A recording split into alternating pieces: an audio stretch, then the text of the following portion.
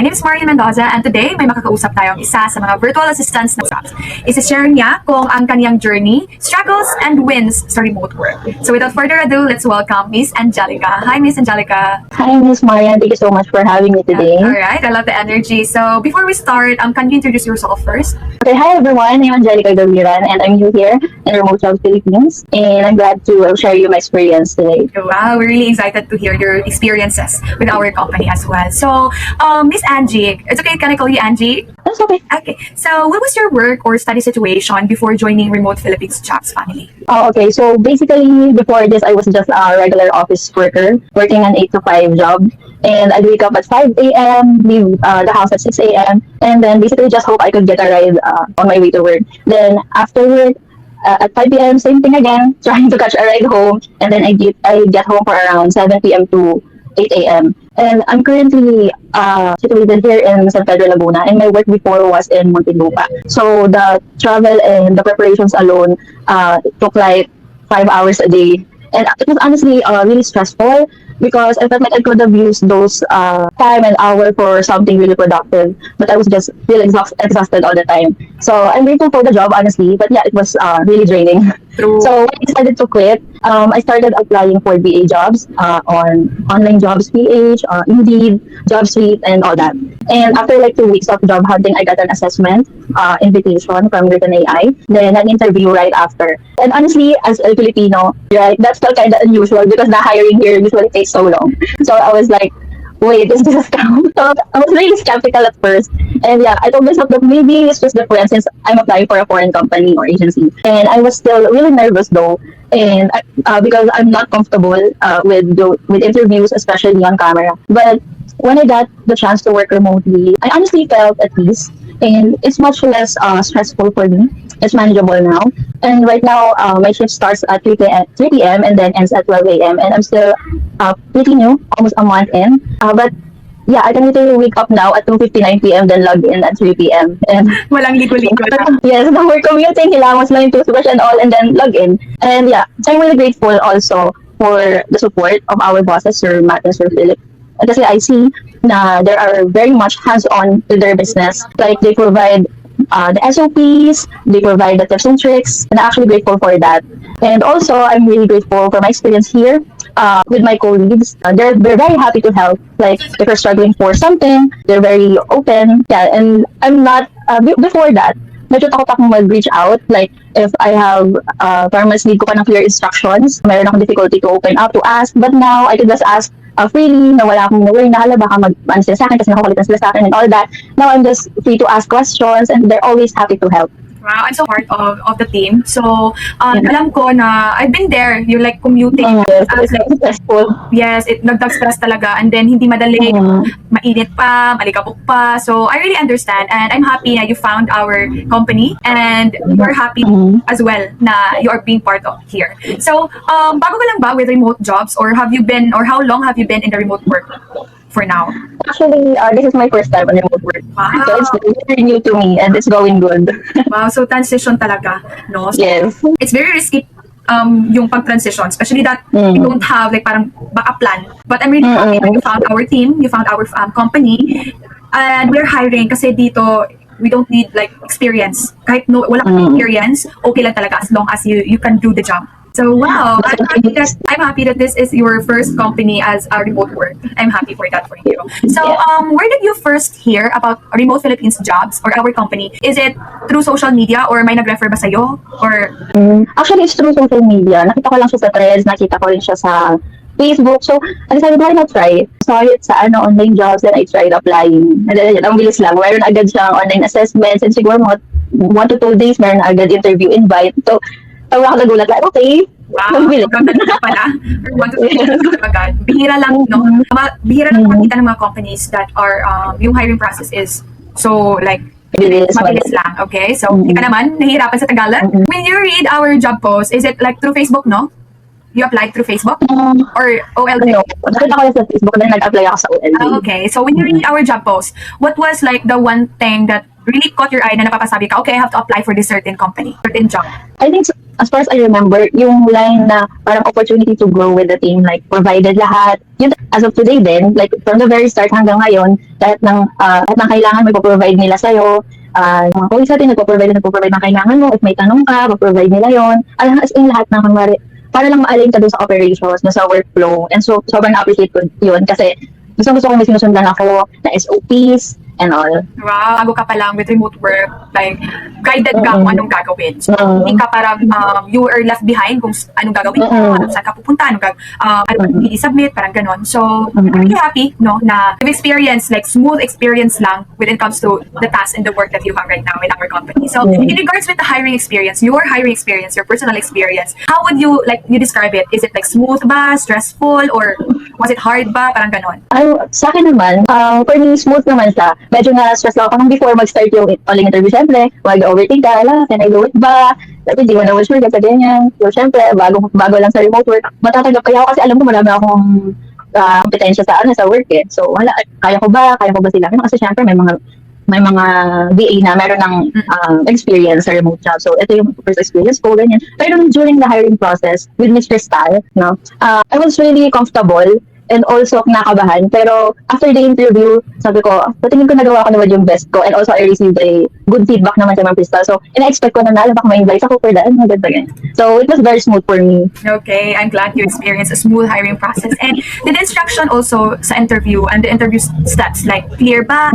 Clear ba sa'yo lahat? In regards with Yes, it's actually clear. Kapag may tanong ako before ako mag-start dun sa hands-on na experience, pinag-provide naman siya ni Ms. Crystal and also ni Ms. Mary yung dun sa training na. Since sabi mo smooth yung hiring process, what was the most surprising part of the interview process for you? Most surprising part. Siguro yung talagang mabilis lang siya. It's really comfortable throughout the full interview. Set ng HR yung mood for the interview. So, katulad nito, parang free lang ako magsalita. Ganun din yung nararamdaman ko doon. So, walang stress or anything. Kinakabahan medyo, pero everything is smooth. Yan. Miss Angelica, Miss Angie can vouch that, no? Na sobrang dali. Hindi naman madali, but it's a smooth process. You are guided kung saan patungo yung interview mo. With your daily work life right now, Miss Angie, ano ba yung task or role mo or tinatakol mo sa role mo ngayon? Actually, I'm doing moderation, and also I'm doing outreach. And then, may mga tasks pa like revenue tracker. I also update that every also yung whole process ng revenue tracking for during weekends. And yeah, any additional na tasks, yun din nila. May do transferring, expected kami ng leads and all. You just transition, no? Since you just transition from corporate to working remotely. And what is like one skill you feel that has been leveled up or na-improve mo since you started here? Actually, ma-highlight ko yung sa may SOP na part. Kasi before, sa experience ko, we do have SOPs, like standard operating procedures, pero hindi siya na-follow. Nung binibigyan ako ng SOP sa bawat task na gagawin ko, like pina-follow ko siya and wala akong nagiging problem. Unlike before, na kapag sinolo mo yung SOP, meron silang dinadagdag na so ganyan, hindi siya recorded. So what I like about sa work ko ngayon is kung ano yung nasa SOP, yun din yun. Unless na hindi, walang verbal or anything. Kung ano yung nakalagay, yun susundin. So, na-aligned ako doon sa goals ng company. Parang we're going the same page. Yeah, I agree. Kasi if, like, meron tayong talagang sinusundan, we are on the same page, we are on the same, parang guided tayo, ang ating din to grow. So, yun. Yes. I agree with that. So, what's, I'm just curious right now. So, what's the one thing, no, that you truly love about working here with Remote Philippines Jobs? For me, siguro yun talaga yung flexibility din. Kasi, for example, for this month, you have ang tawag dito. Nabot ako yung term eh. May commitment ka na, gano'n, kung may commitment ka na, pwede makausap si HR, kung pwede ka mag-work this time. And very maluwag naman sila. Nakita ko doon sa mga, syempre nag-check din ako, okay, madali lang pala sa akin. Basta masasabi ka sa kanila ahead of time. Hindi siya mahirap na kailangan mo pa ng patagal ng process of approval, nadadaan pa dito. Like, kapag nagsabi ka ng ganyan, like in an hour or two, pwede na nilang ma-acknowledge na nila yung reasons mo. Also for leaves, nakita ko rin na 5 days before your leave, you should inform us, ganyan. And walang nagiging problem. Like everything is smooth, everything is going well, everything is guided, may process, and yung nagustuhan ko. I agree with that one. Easy lang talaga, especially that we are working from home, no? Or working remote. Maganda talaga yung, like yung community na belong tayo is easy lang to approach. Para hindi tayo parang naaabala or na, para bang question kung, ay, okay ba to sa kanila or hindi ba? Parang ganon. So, yun lang na maiintindihan kanila. True. So, has working remotely change your daily routine or your lifestyle for the better or for worse?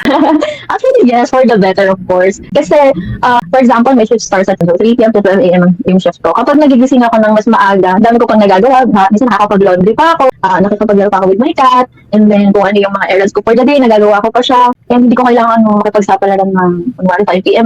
Ngayon, pag nakikita ko na 5 p.m. lalabas ako, ang daming tao, ang hirap makasakay. Like, naisip ko na lang, I'm really grateful for this job. Na hindi ko na kailangan bumalik din sa pakikipagsampalaran. Lalo na nga lang sobrang hirap sumakay, diba? Sa situation natin ngayon, yun talaga yung pinaka-concern ko before. So, nasa isip ko ngayon, I'm so glad na I found this job to work with you, with the company, and to grow. I'm so happy as well na nahanap mo yung company natin ngayon kasi I agree with you na napaka-hassle talaga yung makikipagsapalaran ka araw-araw with preparing ourselves pa, so it consumes our time as well. So what is your favorite perks of working from home ba? Perks talaga, yung nag-work talaga ako sa bahay lang. Like, yung walang anything na parang maingay on the background, no? Kasi that also can affect our productivity, eh. So, yun, isa na yun sa reason. And also, we can work really comfortably in our homes na hindi na natin kailangan maglabas-labas pa, ganyan. So, everything, loving ka lang, do your task, and then, okay na. Wala ka na kailangan din. You can go on with your life. Now, my work, ito din talagang totoo na work-life balance, no? Hindi na natin kailangan ma-stress and all. Like, kung may problema ka, kaya mo na siya, like, nandito ka na lang sa bahay, wala ka nang isipin, focus ka na lang sa work mo. Ganun siya sa amin. And like, more time with our family din. Like, sa ano pa, makipagsapalaran. Yung present na tayo. Yung present Yung present na tayo. Yes, sa friends natin, sa family natin, and also for ourselves, no? May nangyari din sa akin, may times na ako, before my shift starts, nagmumall muna ako since walking distance lang naman dito sa amin. Yung mall, like, nakakapag-pasyal, and then balik mo sa bahay and then start working. That's what I like about this job. Wow, I like that. Work-life balance talaga. Yes. So, hindi na parang yung oras natin nagagamit sa wala. So, extra time natin, we use that to explore more about ourselves then and our environment. Yeah, I agree with it. Yan talaga yung perks working remotely. I love that. So, I know then na working remotely, but it requires a lot of trust. Kasi yung teammates natin, yung manager natin, hindi naman natin nakakasama within one room. Especially na hindi naman din araw-araw meron tayong video call or call kasi we are non-voice. Some of our works is non-voice. So, and the team and the manager stay on the same page without being in the same room.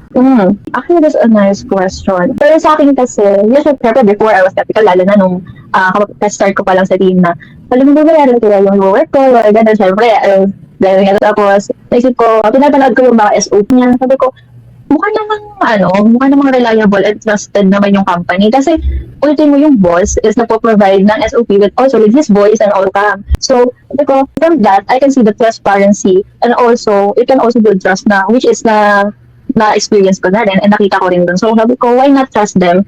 And also, trust your colleagues din. Kasi hindi naman sila magiging ganyan na sobrang helpful, sobrang welcoming ng vibes, kung hindi naman okay yung management, diba? Ayun yung inisip ko. I agree. I love that, no? And I agree with it na yung mga bosses natin, Sir Phil and Sir Matt, na masasabi mo talaga, hindi to scam kasi sila nga nagpapakita ng voice nila. So, I agree with you. I get it din naman na especially in our modern world, no, marami talagang scam. Especially with online jobs or just other websites, there's a lot of scam and we just be more meticulous and sometimes kasi kapag na-hire na tayo, na-anxious din tayo kung legit ba ito. Maybe scams, especially some of it na napopost natin is data entry and there's a lot of scam in regards to data entry, like copy-pasting. That's true. And I'm really glad na you trust the process and you trust your team as well na andito ka na ngayon, na-interview na kita. I really love hearing your daily wins, no? But let's talk about the bigger picture here. Okay, so I know there's thousands of remote jobs out there, especially online jobs. And why should like a professional or other people choose our company, Remote Philippines Jobs, over any company? Why do you think? Okay, so I know there's a lot of opportunities on other companies, but for me, since I started working here, I'm still new, pero I can see yung growth na pwede provide sa'yo ng company na to, and also the support that it can give you. So, sa tingin ko, they should apply here because marami sila talagang matututunan and also everything is provided. You can grow with the team, the SOPs are provided, the instructions, and also you will not be afraid of asking anyone here. Kapag may questions ka, you can just openly ask. They are very helpful, sila open, and also the company is, for me, I really trust the company kasi the bosses itself, they're very hands-on with their business. Sobrang active nila. Like every day they're checking, no? kahit yung mga tasks natin, for example, for data entry, sinecheck nila, nakikita ko na sinecheck nila, no? And they're very helpful din kapag, kunwari, kasi for example, nasa isang channel ako, nakikita ko na nag-chat sila doon na if you need any help, we can do huddle today. Yun. So very, siya sa akin, na sobrang na-appreciate ko siya kasi nakikita mo talaga na hindi ka pababayaan na mag-fall down, no? Hindi ka nilaya ng ganun. And also, sobrang nila, magbigay ng motivation talaga. Ang ganda ng paggamit nila ng words, talaga mamomotivate ka na, yes, I will do more. I will make them proud and also I will make myself proud. Wow, ang ganda na it, no? Na that's why here in Remote Philippines Jobs, we are accepting like no experience kasi everything is provided naman. And if you need help, meron kang hindi naintindihan with the process, there's a lot of people na pwede mong makontak and even the bosses, our managers, we can tap them to guide them to parang to have a huddle with us kung paano pa talaga siya gawin. Parang tayo na nga lang yung nahihiya. Yes, parang kahit talaga mag-execute, sa kanila na yung galing, execution na lang talaga tayo. Walang hilap-hilap or anything. Like, everything is provided. Yan talagang pinaka na-emphasize ko kasi yun doon talaga ako natutuwa na hindi siya, parang siyang hindi yung boss and then employee relationship. Boss and employee relationship. Ganoon siya. Kaya sobrang grateful ako to be with you and with this team. Okay, wow, ganda naman. So, is there like a teammate or certain teammate ba na who really help you out then, aside from our boss, who like mentored you since you've joined? Of course, for me, I'm really pleased talaga kapag may tanong ako, may mga hindi ako nakukuha agad na ganyan. Very open siya. Like, no worries, walang problema. Just ask kapag kunwari hindi ka sure, ganyan. Parang ang nakukuha ko dun is, before kasi, yun nga, as what I said earlier, natatakot ako magtanong kasi yung iba yung approach nila doon na dapat alam mo yan, ganun. Yung ganun yung experience ko before. Pero ngayon, parang okay lang kasi you keep on learning. Kung hindi ka makagawa ng mistakes, hindi ka matututo. Yun talaga yung totoo. Pero ngayon, I'm very grateful na before I do something kasi gusto ko na alam siya itama. So, before I do something, nagtatanong ako. Sobrang thankful ako kay Miss Joyce kasi very open siya sa lahat. Like, kapag may tanong ka, may SOP ba tayo ng ganito, may ganyan. Minsan kahit hindi ko nasabihan, nakasend na siya. So, sobrang thankful ako kay Miss Joyce actually. Wow, thank you so much, Miss Joyce, if you're ever watching. Angie, it's really grateful for you. So, do you think pa, Miss Angie, that you've grown professionally here since, and also, what's the skill you have right now that you didn't have 6 months ago since, di ba, transitioning ka from corporate to remote work. So, do you think you've grown professionally here, and what skills that really improved, or you think na you have now that you don't have 6 months ago? Of course, I've grown professionally here kahit wala pa akong 1 month. I can feel it doon sa communication skills, no? Kasi I was really shy before. Like, kapag tatanong ako, wag na lang kaya. Parang may step back ako, wag na lang kaya. Yan. Pero ngayon, like, hindi na siya sa pagtatanong eh. Like, also in conversing. Kasi, for starting a conversation. Kasi before, like, ayoko makipag-usap, nahiyakan and all that. Pero ngayon, parang sa akin is you have to be professional. Kasi, like, you have to communicate what you want, what you need, what do you want to do, to be able to achieve yung gusto mo ma-achieve, matapos yung gusto mo na tasks. And I'm very grateful for that. Kasi, yun talaga pinaka-work ko. Kasi communication is everything. Wala, mapupag down yung process, hindi mo matatapos yung gagawin mo and all. So ngayon, naman, wino-workout ko pa siya. And also, I'm very grateful kasi, minsan naman ako, dito Filipino naman tayo dito. Pero maging grateful ako kasi, nag-English pa rin kami. Sabi ko, maganda rin yun kasi mas na-enhance yung English skills natin, di ba? So, ayun, doon lang ako pinaka-grateful and also, yun yung feeling ko specific na areas na naging professional ako dun sa communication. Ang ganda no, na well, kahit na like non-voice or we are working like non-voicing work natin, we can communicate pa din, we can use our English language kasi you're talking with other Filipinos, other team English. So yun, yung maganda doon. And you've mentioned earlier that really this company really helped you with flexibility. So how has the flexibility of working here impacted your relationship with your family and your personal hobbies as well? Actually, sobrang laking impact yung flexibility sa akin. Kasi before, parang, alam mo yung mag-work ka na lang, gigising ka na lang, papasok ka, tapos pagka-uwi mo, matutulog ka, wala ka nang time sa sarili mo, like sasabihin mo, Saturday and Sunday, makikipag-meet ako yan. Pero once na Saturday na, wala, napagod ka na, exhausted ka na, and all, wag na, hindi na ako tutuloy. Pero ngayon, kapag gusto ako mag-visit sa mami ko, sa tita ko, nagagawa ko na siya, sige, visit ako, pero uuwi ako na ganitong time kasi, wala, kaya sige, dadalhin ko na lang yung laptop ko, dyan ako mag-work. So, I became really present. Parang nag-reunion kami ng past self ko, gano'n, and also my relatives, ganyan. So, parang nag-work sila na, nakakadalaw ko na here. So, yun, syempre, nag-work na ako remotely. Kahit saan pwede ako actually mag-work. So, kung yayayain niyo ako mag-coffee, pwede tayo mag-coffee while I'm working. Wow. So, ganun, I'm really grateful kasi nagiging present na ako ngayon. Yung parang, iba. Yung life ko, yes. Yung life ko ngayon iba, bukod compare sa before, na about work lang siya. So, yun, doon ako mas naging happy and mas na-appreciate ko yung flexibility here. I'm happy for that for you. And also, no, since we are working remotely, mas parang nakikilala natin yung self natin. Marami That's na true. to, na-explore na natin na meron pa talaga That's tayong true. potential outside our comfort zone. So, pinaka-perks talaga working from home. Parang we see the potential, more potential in ourselves, not just like commuting, pupunta doon para magtrabaho, but or what is, ano pa yung magbigay ng mundo sa atin. Ay, Yes, that's true. thank you for that. And also, since you've been transitioned and a lot of people worry regarding stability of remote work.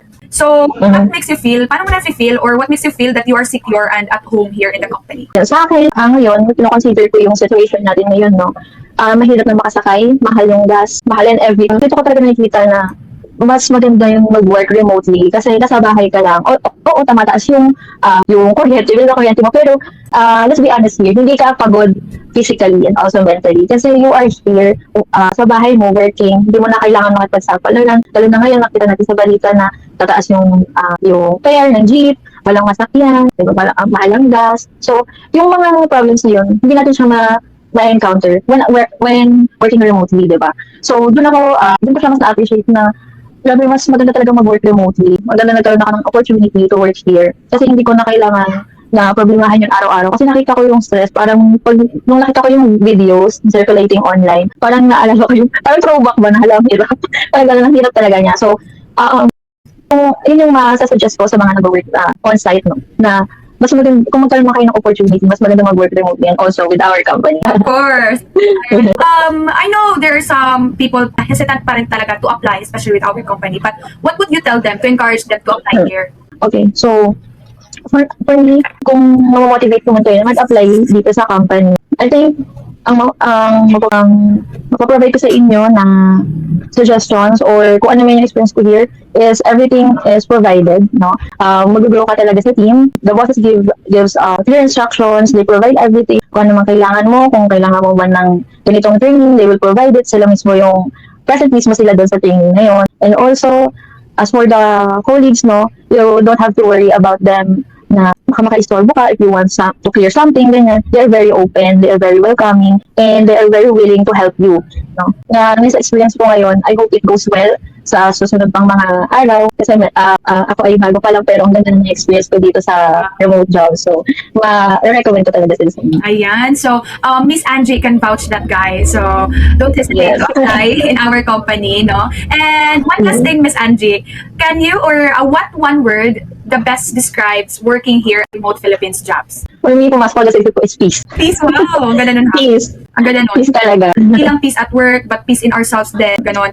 We have more time with them na din. So, ang ganda nun. That's So, true. Peace and everything. This is everything. Ayan. So, Miss Angie, it ends here. Thank you so much for sharing your journey with us. And, ayan, I just want to say thank you and I'm happy that you found our company and maraming salamat for sharing your journey with us today. So, your story, no, is a reminder that remote work can truly open doors to new opportunities and growth. So, there's more or we can see there's a lot of things we can do outside That's true. of corporate. So, mag-enjoy na kayo. Find remote work, especially here in Remote Philippines Jobs. And to everyone watching, if this story really inspires you in a way, so don't forget to support us by doing LSC, like, share, subscribe, and comment on our videos. And who knows, no, baka ikaw na ang susunod naming ma-feature. Once again, thank you so much, Miss Angie, and I really enjoyed it. And have a nice day ahead. Bye-bye. Bye.